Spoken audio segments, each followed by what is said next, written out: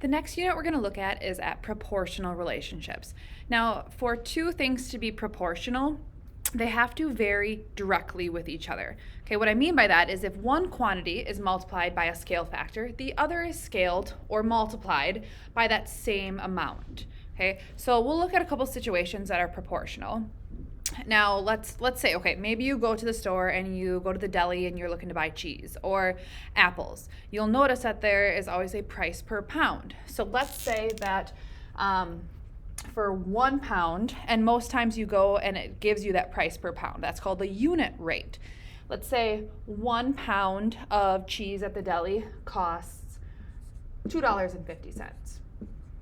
Now, for this to be proportional, whatever I multiply this 1 pound by, so say I need to get 3 pounds. If I multiply this by 3, I need to get that price. So let's say I'm interested in 3 pounds. 1 times 3 is 3. In order for it to be proportional, I multiply this by 3, and I would get $7.50. Okay? So 3 pounds would cost $7.50, which we know is true because 1 pound is $2.50, 2 pounds would be $5, 3 pounds would be $7.50. Okay. Now let's say I want to get 4 pounds. Okay. 1 times 4 is 4, and then I would have to take $2.50 times 4, which I know is $10. Okay.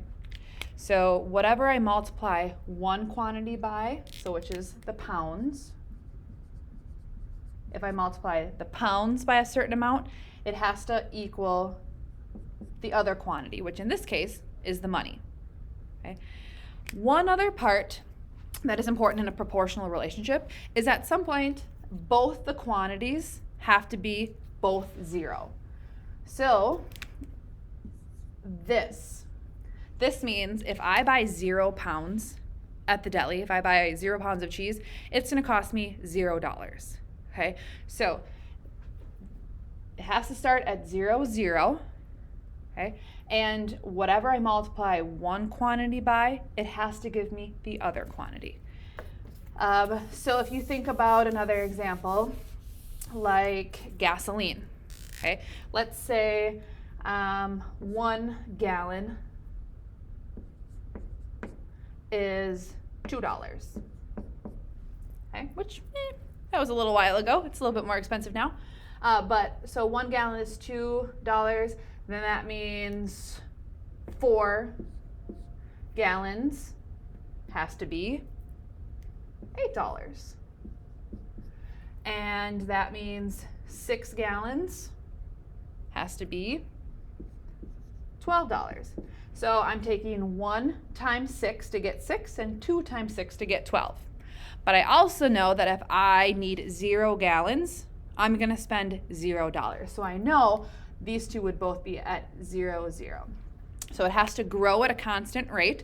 So what I mean by that is like this would be 2, this would be $4. This would be 3, this would be $6.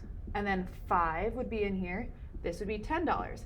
So it's growing at a constant rate of $2 per gallon.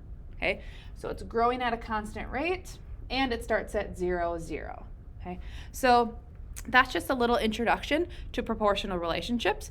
In the next lesson, we're going to look at tables and graphs to see if the relationship is proportional. And then we're also going to look at equations that tell us if two quantities are proportional. All right.